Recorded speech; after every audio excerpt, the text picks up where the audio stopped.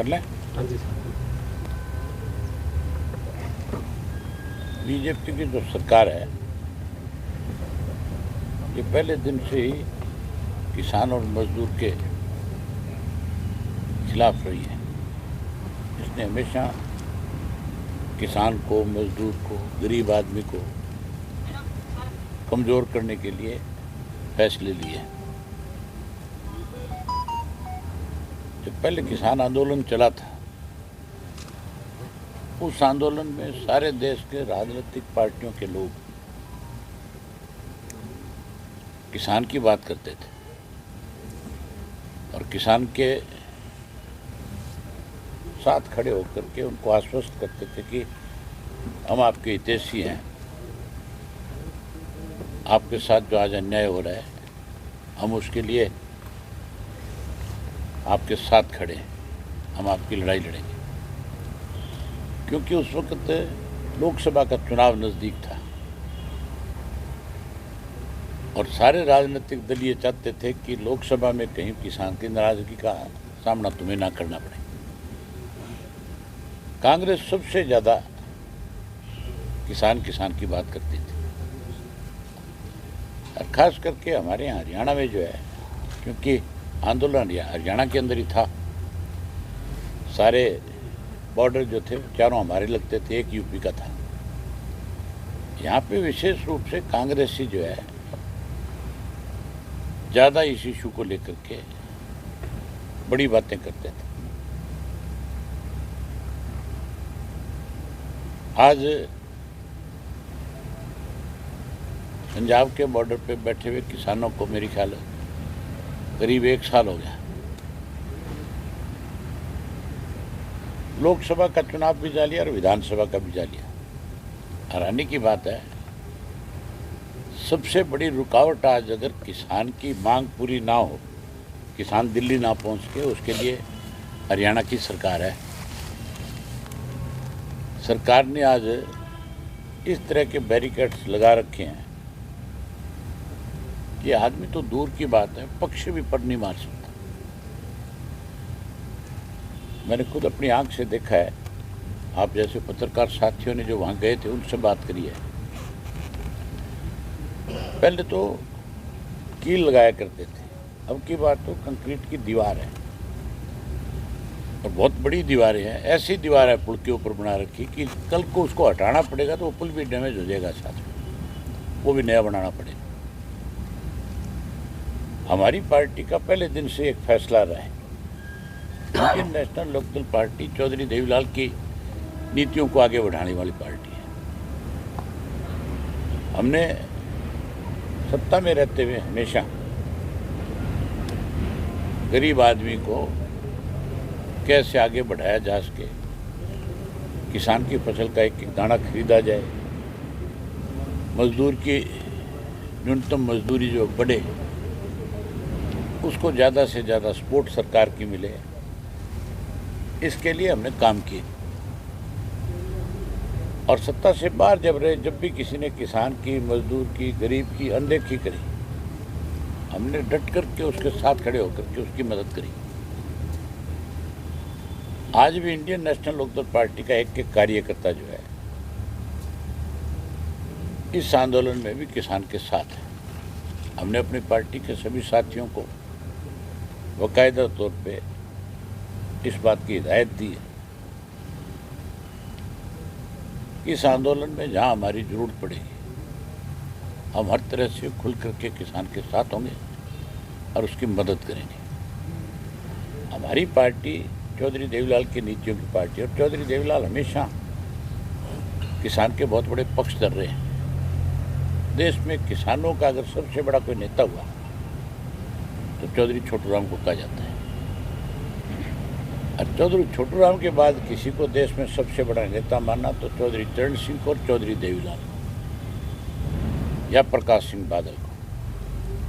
आज तो किसानों की बात तो बहुत लोग करते हैं, अखबारों में बयान तो बहुत देते हैं और किसान हितैषी होने का नाटक भी करते हैं, लेकिन जब उसकी लड़ाई लड़ने की बात आती है तो ना विधानसभा में बोलते और ना ये लोकसभा में बोलते। फिर ये चुप हो जाते हैं, फिर ये सरकार के साथ खड़े हो जाते हैं। मैं आपके माध्यम से उन कांग्रेस वालों से, हुड्डा से विशेष रूप से पूछना चाहता हूँ कि वो ये बताए कि अब जब किसानों को रोका जा रहा है बॉर्डर के ऊपर, क्या कांग्रेस के लोग बॉर्डर खुलवाने के लिए, उन किसानों को दिल्ली तक पहुंचाने के लिए क्या उनकी मदद करेंगे? क्या वहां जाएंगे? क्या उनकी लड़ाई लड़ेंगे? इसके ऊपर कांग्रेस को अपना स्पष्ट करना चाहिए कि वो कहाँ खड़ा है, किसके साथ है। वो किसान के साथ है या सरकार के साथ है। अगर हमें ये कॉल करेंगे पंजाब के किसान नेता कि इंडियन नेशनल लोकदल पार्टी हमारी मदद करे, हम खुल करके मदद करेंगे। हमारा एक एक कार्यकर्ता जो है उस बॉर्डर पे जाएगा और उस बॉर्डर से जहाँ इन्होंने सील कर रखा है वहाँ से किसान साथियों को लेकर के बॉर्डर तक पहुँचेगा।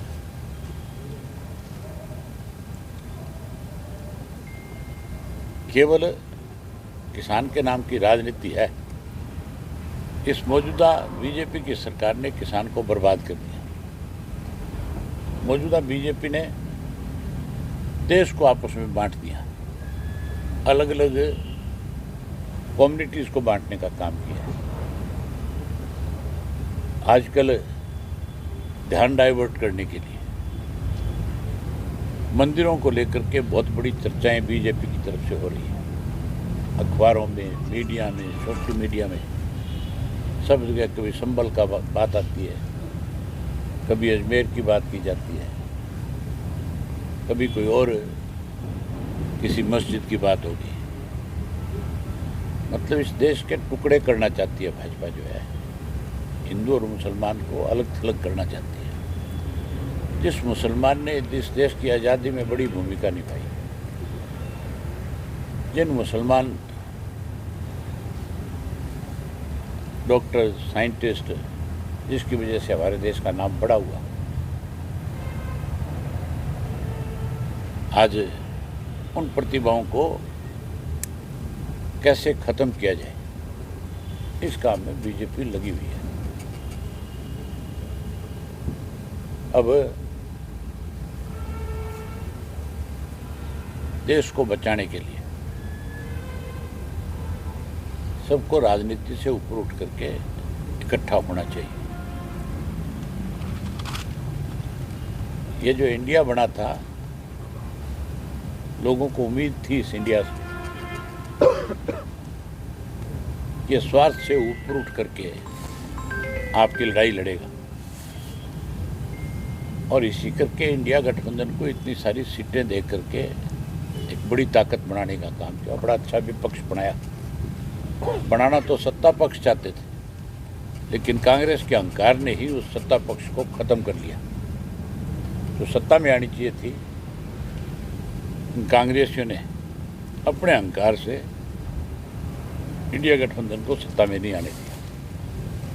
हरियाणा के अंदर भी भाजपा को लोग सत्ता से बाहर करना चाहते थे। हर आदमी का मन था कि भाजपा की सरकार हर हालत में जाए, लेकिन केवल और केवल कांग्रेस की हरदर्मी, हुड्डा की जो फैसला था, हुड्डा कभी नहीं चाहता था। मैं तो पहले भी बहुत खुल करके ये बात कहता था, आज भी कहता हूँ, हुड्डा भाजपा के साथ मिला हुआ है और हुड्डा ने ही अब की बार भाजपा को फिर से सत्ता में लाने के लिए बड़े गेम प्लानिंग करी, बड़ा गेम चेंजर रहा। अब तो बावरिया की स्टेटमेंट आने के बाद तो स्पष्ट हो गया, कहाँ तो हुड्डा जो है उदयभान के माध्यम से टोटल का टोटल ब्लेम जो है ईवीएम पे लगा रहा था। टोटल का टोटल ब्लेम जो है कोई इस बात का लगा रहा था कि सरकार ने ईवीएम के माध्यम से हमें चुनाव हराया। लेकिन अब बावरिया की स्टेटमेंट के बाद तो स्पष्ट हो गया कि हुड्डा ने ही स्वयं इसको भाजपा को जिताया, कांग्रेस को हराया। मैं आपको एक उदाहरण बताता हूँ। हर राजनीतिक दल ने अपने अपने सर्वे कराए थे कि कहाँ कहाँ कौन कौन उम्मीदवार जीत रहे हैं, कौन सी पार्टी जीत रही है। बीजेपी ने भी कराए, हमने भी कराए, कांग्रेस ने भी कराए। सर्वे करने वाले मोस्टली जो लोग हैं वो राजनीतिक लोगों से आकर के कांटेक्ट करते हैं और बताते हैं कि जी हमारा पिछला सर्वे ये रहा, इस बार का सर्वे हमारा इस तरह का है, आप भी हमें मौका दो। मुझे भी बहुत सारे सर्वे करने वाली एजेंसियों के लोग मिले और जब मैंने उनसे बात करी तो उन्होंने बताया कि हमने भाजपा के लिए सर्वे किया, हमने कांग्रेस के लिए किया, हम आपके लिए भी कर रहे हैं, कहाँ किसकी क्या स्थिति है। मैंने जब उनसे पूछा, उन्होंने बताया कि अगर कांग्रेस इन सिटिंग एमएलए के ऊपर दाव लगाएगी तो 14 से 16 सिटिंग एमएलए इनके हार जाएंगे, जिनकी छवि जो है आज की तारीख में अपने विधानसभा क्षेत्र में ठीक नहीं है। और राजनीतिक दल हमेशा अपने कैंडिडेट बदलते हैं, कभी भी किसी भी राजनीतिक दल ने आज तक अपने पुराने घोड़ों के ऊपर दाव नहीं लगाया। हमेशा घोड़े बदलते हैं, हमेशा कैंडिडेट बदले जाते हैं। लेकिन आपको ध्यान होगा, हुड्डा के घर पे उस पर रेड हुई थी ईडी की, हुड्डा के करीबियों के ऊपर, और हुड्डा को ये मैसेज दिया गया था कि अब हम तेरे को पकड़ के अंदर ठोकेंगे। ये उसी दिन भाजपा के पास चला गया। उन्होंने इससे कहा कि पहले जितने सीटिंग है तुम्हारे उन सब की टिकट का फाइनल करवा, क्योंकि इसके पास टिकट का फ्री हैंड था। उस रेड के 2 दिन बाद, एक दिन छोड़ करके अगले दिन कांग्रेस के ये ऐलान हो गया था कि सारे सिटिंग एमएलए को टिकट दी जाएगी। 16 एमएलए जो इसके सिटिंग थे, 31 में से 16 हारे हैं। अगर वो बदले होते तो भी भाजपा सत्ता में नहीं आती। और लास्ट में जो 14-15 सीटें बांटी गई, उसमें 9 ऐसे लोगों को टिकटें दी गई थी जिनके नाम भाजपा ने आगे किए थे कि इनको टिकटें दो। ऐसे ऐसे लोगों को टिकटें दी थी जिनको टिकट देते उनका विरोध शुरू हो गया था, क्योंकि जिसको चाहते थे लोग कि इसको कांग्रेस की टिकट मिले, उसको दी नहीं, उसकी काट दी। शारदा राठौड़ को सारे लोग कहते थे इसको टिकट दे देगी, ये जीत जाएगी, उसकी काट करके वहाँ एक ऐसी डम्मी लड़की को टिकट दे दी जिसको हल्के में कोई नहीं जानता था। पहले दिन उसका विरोध हो गया। इसी तरह सोना की जो सीट थी उसके ऊपर ऐसे आदमी को टिकट दिया जो पहले दिन पैसे दे करके टिकट लेकर के आता है। सारे कहते हैं कि पैसों से बिकी है, जबकि टिकट उनका जितेंद्र भारद्वाज जो था वो सबसे बड़ा दावेदार था। इस तरह से 9 टिकटें फिर इन्होंने अपनी काटी। इस हुड्डा ने ही इस प्रदेश का भट्टा बिठाया और आज जो है बीजेपी अगर सत्ता में है तो उसके लिए सबसे बड़ा जिम्मेवार जो है भूपेंद्र सिंह हुड्डा है। हमारे ऊपर हैरानी की बात है, आप तो सुनिए, भाजपा तो सत्ता में आना चाहती थी, इस बात की लड़ाई लड़ रही थी। और आपने हुड्डा को देखा होगा, पूरे टाइम एक ही बात थी कि इंडियन नेशनल लोकदल पार्टी किसी तरह से आगे ना आ जाए। ले दे के एक ही बात कहता था हर मीटिंग में, वोट काटुओं से सावधान रहना, ये वोट काटू, ये वोट काटू। जिन्होंने राज किया, जिन्होंने इस प्रदेश को बहुत कुछ दिया, ये हमें टारगेट कर रहा था। इसको एक ही डर था कि अगर इंडियन नेशनल लोकदल पार्टी ज़्यादा सीट जीत गई और अगर सत्ता में आ गई तो तेरे जो कुकर्म किए हुए हैं उसकी सज़ा तुझे मिलेगी। ये उस डर से ही लगातार हमें टारगेट करता है। ये हमारे को हरियाणा में लगा रहा, ये सरकार बनाने में नहीं लगा। और उधर भाजपा कैसे सरकार बनाई उसके लिए उसने खुला मैदान छोड़ दिया। आज भी बीजेपी के साथ मिला हुआ है और इस किसान आंदोलन में हैरानी की बात है, एक शब्द भी नहीं बोलते बाप बेटा कहीं भी। ये भी नहीं बोलते, कांग्रेस भी नहीं बोलती, और भी राजनीतिक दल जो है वो भी चुप है जो किसानों की बात करने वाले थे। आज मैं आपके माध्यम से फिर आंदोलन करने वाले किसानों को, नेताओं को अपनी तरफ से आश्वस्त करता हूँ कि इंडियन नेशनल लोकदल पार्टी की जो जिम्मेवारी वो लगाएंगे, हम उनके लिए लड़ेंगे और हम उनके फैसले को स्वागत करेंगे, उनके फैसले को आगे बढ़ाने का काम करेंगे। एक चीज बताओ, बात ईवीएम की करते हैं, मैं भी कहता हूं कि बैलेट से चुनाव होना चाहिए। हम भी इस बात के पक्षधर हैं कि बैलेट से अगर चुनाव होता है तो और बड़ा प्रजातंत्र होगा। हो सकता है कोई ईवीएम में हो गड़बड़, लेकिन शैलजा कैसे चुनाव जीती अगर ईवीएम में गड़बड़ थी तो? नहीं जीतती। हुड्डा कैसे जीता है? ईवीएम में गड़बड़ होती तो मैं बाई इलेक्शन कैसे जीतता? फिर तो मुझे भी हराते। उस वक्त तो बीजेपी का मान के चलो बहुत कुछ दांव पे लगा हुआ था। उस वक्त तो भाजपा ये चाहती थी भी किसी तरीके से अभय सिंह को अगर हराएंगे तो किसान हारेगा। वो लड़ाई तो किसान के साथ थी। तो मैं इतना इस चीज़ को दोषी नहीं मानता। हाँ ठीक है, सारे देश के लोगों की एक डिमांड है कि ईवीएम की बजाय बैलेट से चुनाव, बैलेट से कराओ। लेकिन ये जो बहानेबाजी है, इससे नहीं बच सकता। हुड्डा ये कह करके नहीं बच सकता कि ईवीएम में गड़बड़ थी। गड़बड़ तो हुड्डा में है। किसान आंदोलन को लेकर के जिस तरह से आपने इस्तीफा दिया, उसके बाद से दोबारा आपने चुनाव लड़ा, तो क्या इस बार भी ऐसा कुछ हम लोग की ओर से किया जाएगा? कोई अगर इस तरह के हालात बने, उस वक्त तो मैं एक विधायक था, अब हमारे 2 विधायक हैं। अगर कोई जरूरत पड़ी तो हम उस तरह से फिर मैदान में आएंगे, क्या दिक्कत है?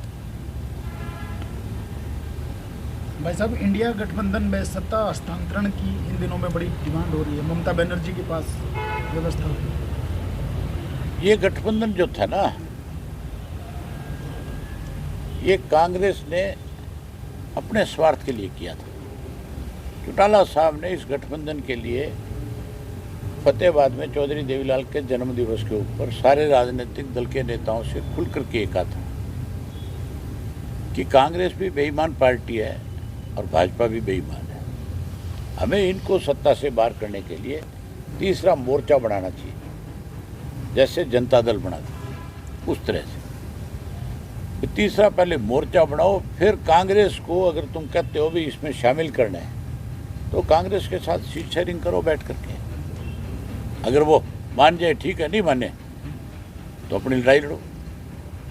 अगर तीसरा मोर्चा बनता तो सत्ता परिवर्तन हो जाता। कांग्रेस स्वार्थी लोगों की पार्टी है। अपना अपना स्वार्थ पूरा करने के लिए इन्होंने जो इंडिया गठबंधन बना था, आज इसीलिए तो वो टूट रहा है।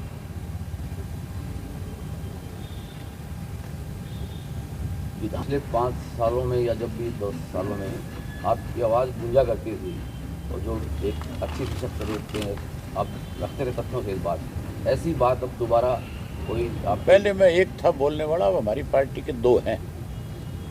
और आपने पिछला विधानसभा का सत्र देखा होगा, उसमें टोटल 4 कॉलिंग जो है मंजूर हुई। 4 में से 3 हमारी थी, इंडियन नेशनल लोकदल पार्टी।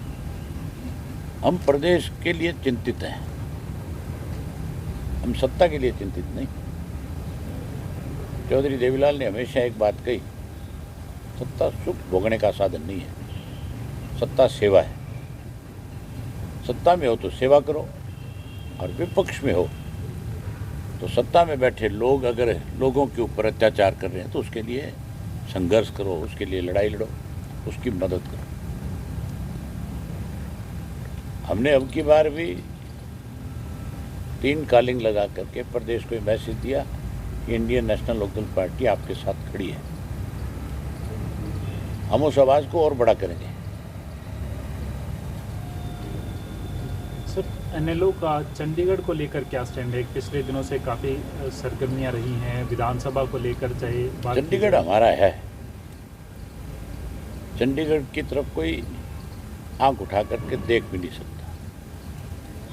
ये सब लोगों को गुमराह करने के लिए इस किस्म की बातें बारी बारी पॉलिटिकल पार्टियों के लोग कहते रहते हैं।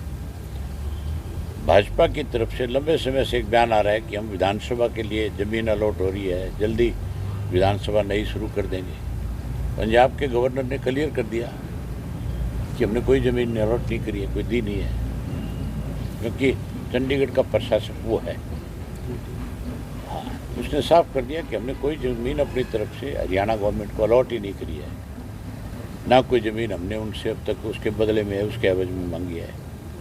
हम अगर चंडीगढ़ में कोई जगह लें तो उसके एवज में दे क्यों? चंडीगढ़ में हमारा हिस्सा है, हम अपने हिस्सा ले रहे हैं, उसके बदले में देने का मतलब क्या है?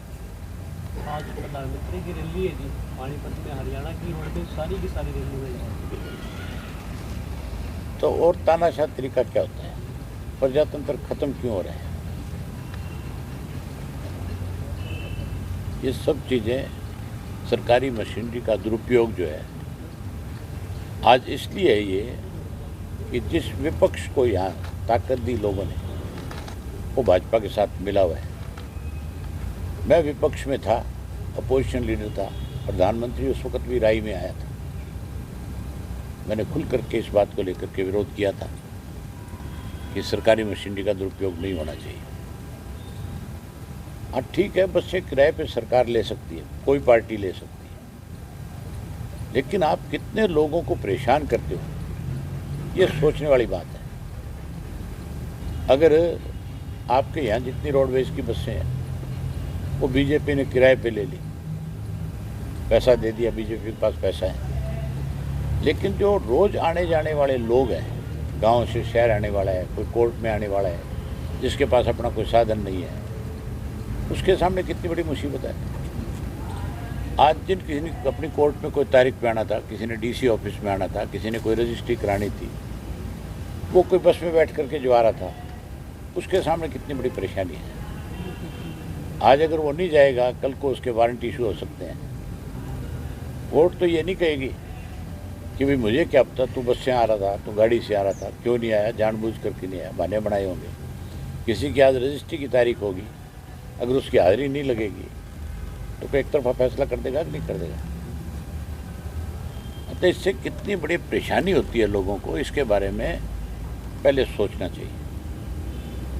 इनको इस बात से कोई मतलब नहीं है कि कौन परेशान हो रहा है। सर इन्होंने तो प्रधानमंत्री के सामने भीड़ इकट्ठा करके अपनी पीठ थपथपा ली। SYL को लेकर आप लंबी लड़ाई लड़ते आ रहे हैं, लेकिन अब पिछले दिनों में सिर्फ सरकार से बात की जाती है तो या तो न्यायालय का एक्सक्यूज़ देते हैं या मीटिंग का एक्सक्यूज़ देते हैं, लेकिन कोई फैसला नहीं हो पा रहा है। सरकार के पास तो काम ही एक बचा है कि पंजाब का किसान दिल्ली ना पहुंचे, उसको कैसे रोका जाए, उसी काम में लग रही है। और सरकार के पास कोई काम नहीं है, खाली है, सिवाय अखबारों के कहीं नहीं है सरकार। बेरोजगारी दर भी सर बढ़ती जा रही है दिन आगे। अब ये कहते हैं नई सरकार, नई थोड़ी है, 11 साल पुरानी सरकार है, 10 साल से भाजपा सत्ता में है, ये 11वां साल चल रहा है। इस सब के लिए जिम्मेवार कौन है? बीजेपी जिम्मेवार है। चाहे बेरोजगारी बढ़े, चाहे कोई, आपने देखा नहीं, मंत्री जाकर के सड़कों पे ठोकर मारता है PWD का और सड़क निकलाती है, एक एक्शन को सस्पेंड किया जाता है, उससे पूछने वाला हो तो सारे मामले की इंक्वायरी कराना। 11 साल में क्या हुआ, 10 साल में सारी सड़कें चेक करवा। अगर तू इतना ईमानदार है तो फिर तू, मुझे लगता नहीं कि जिसको इसने सस्पेंड किया मंत्री ने, उसके खिलाफ कोई कार्रवाई होगी। हो सकता है पहली बात तो बहाल हो गया होगा, नहीं 4 दिन बाद हो जाएगा। सर सुप्रीम कोर्ट में सुनवाई है, जो बॉर्डर हरियाणा पंजाब के बंद किए गए, आम लोगों की ट्रांसपोर्टेशन को लेकर भी असुविधा हो रही है, आंदोलन के अधिकार पे भी रोक लग रही है। अब देखो कोर्ट क्या फैसला करती है। कोर्ट ने तो पहले भी कहा था कि खोलो, सरकार ने उसके लिए कोई नया रास्ता निकाल लिया रोकने का। आज क्या फैसला करे कोर्ट? हम तो चाहते हैं कोर्ट खुलवाए रास्ता, किसान को जाने दें। दिल्ली जाने के लिए आप किसी को कैसे रोक सकते? दिल्ली हमारी कैपिटल है, फिर प्रजातंत्र का है। इसका मतलब आप एक कम्युनिटी को पुलिस के बल से रोकना चाहते हो। एक तरफ उसके हक की बात करते हो, दूसरी तरफ जो है उसके सामने परेशानी खड़ी करते हो। ना उसको खाद मिलता, ना बीज मिलता, ना उसकी फसल बिकती, ना उसको कीड़े मार दवाइयाँ ठीक मिलती। वो इसीलिए तो आंदोलन कर रहा है, उसको भाव नहीं मिल रहा। हमारा मुख्यमंत्री बयान देता है कि हरियाणा में हम MSP पे खरीद रहे हैं, पंजाब की सरकार खरीदे। एमएसपी बढ़ाता कौन है? केंद्र की सरकार। एमएसपी पे कोई फसल खरीदी जाएगी, पैसा कौन देगा? केंद्र की सरकार। आज भाजपा की सरकार है, हरियाणा में है तो हो सकता है वहाँ उनको पैसा मिल रहा हो, पंजाब में पैसा दे दो, सरकार खरीद लेगी। ये भेदभाव है।